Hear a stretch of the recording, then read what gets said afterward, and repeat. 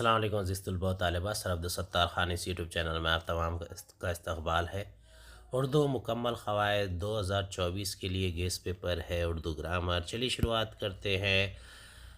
پہلا سوال ہے، قوسین کے محاورے کو ان سے مطابقت رکھنے والے جملوں کے سامنے لکھیے۔ قافیہ تنگ کرنا، سینے پر سانپ لوٹنا، نیچا دکھانا، مسلط ہونا، کافور ہونا۔ پہلا ہے، ڈاکٹر کی دوا کی پہلی خوراک ہی میں پیٹ کا درد غائب ہو گیا۔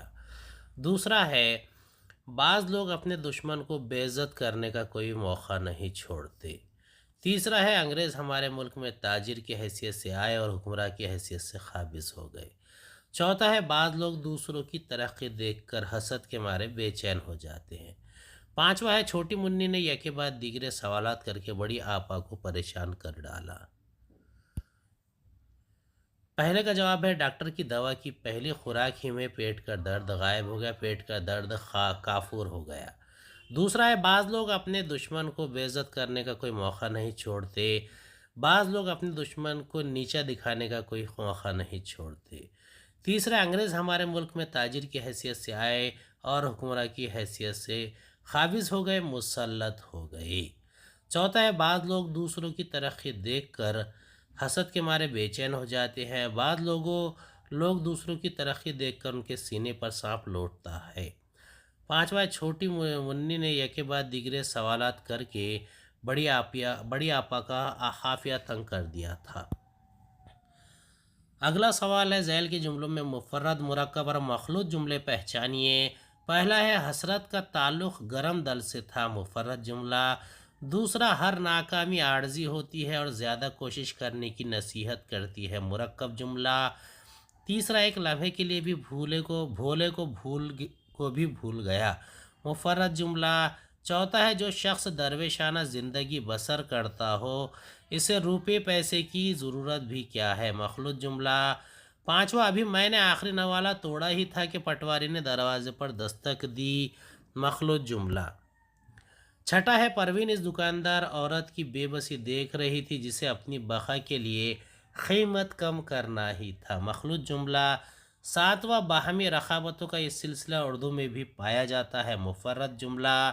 آٹھواں، عربی فارسی اور اردو میں مرثیے کو وقار حاصل ہے، مفرد جملہ۔ نواں، آج تک سوچتا رہا کہ بیگم صاحبہ قبلہ کے انتقال کے بعد میں تم کو کیا لکھوں، مخلوط جملہ۔ دسواں، سینے میں درد ریت کے ذرے کی طرح چبھ رہا تھا، مفرد جملہ۔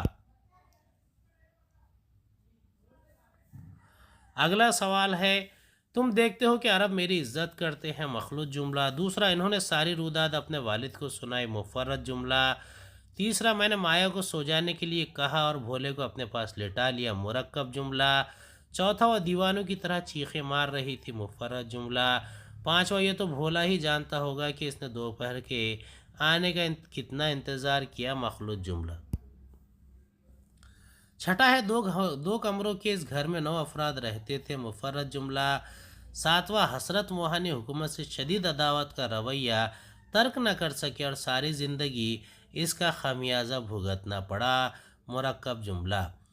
آٹھواں، وہ ایک زندہ دل انسان تھے مگر یہ سب عہد شباب کی باتیں ہیں، مرکب جملہ۔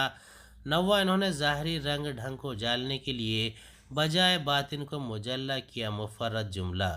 دسواں، تحریک آزادی کا درخت برگ و بار لایا تو اس کی فصل کا لوگوں میں بٹوارا ہو گیا، مخلوط جملہ۔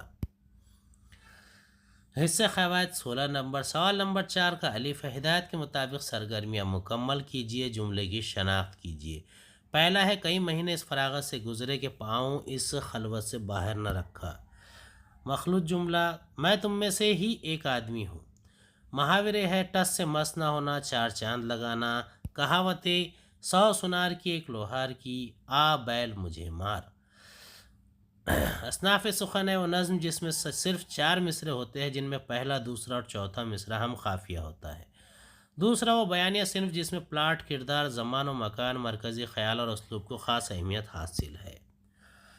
صنعتیں ہے، صنعت تضاد کی تعریف لکھ کر مثال لکھیے۔ پہلے کا جواب ہے مخلوط جملہ، دوسرا ہے مفرد جملہ۔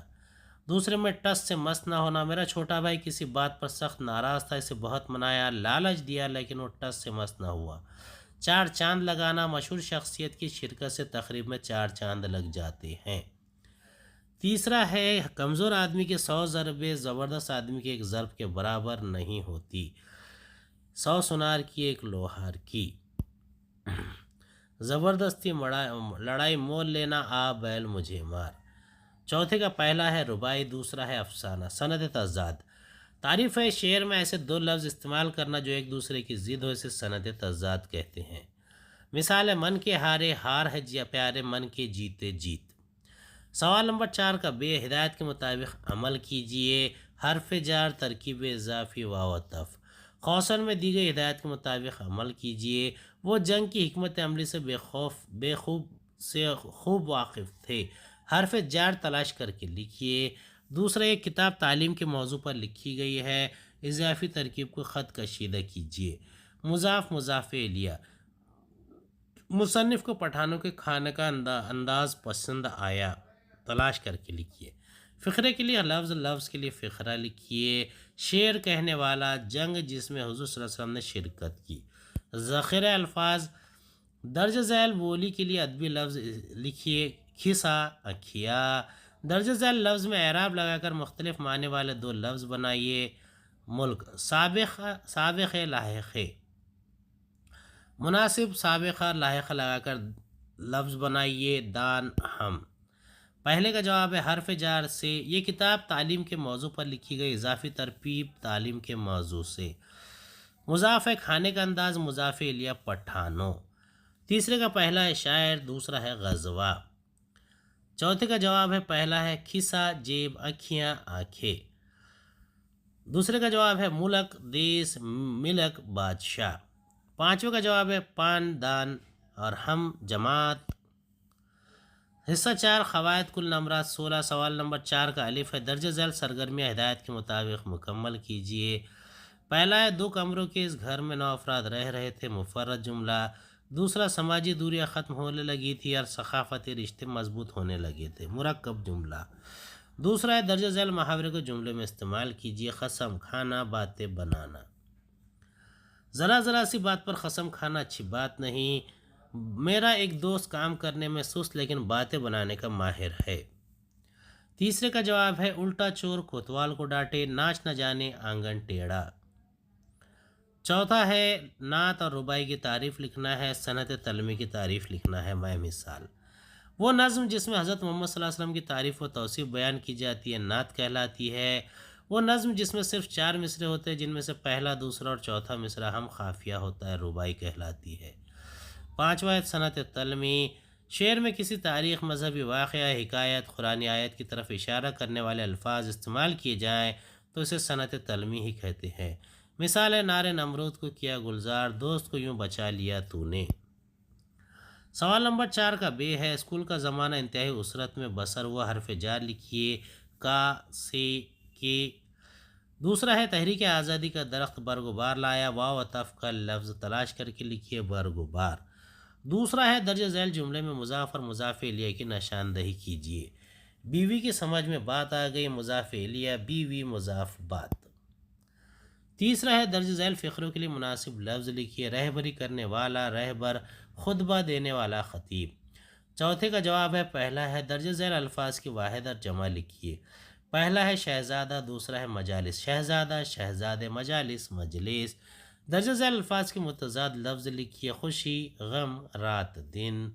پانچواں ہے درج ذیل سابقے اور لاحقے سے ایک معنی لفظ بنائیے، سابقہ با ادب، لاحقہ فکر مند۔ امید ہے آپ کو ہمارا ویڈیو پسند آیا ہوگا، اگلے ویڈیو میں دوبارہ ملاقات ہوگی، خدا حافظ۔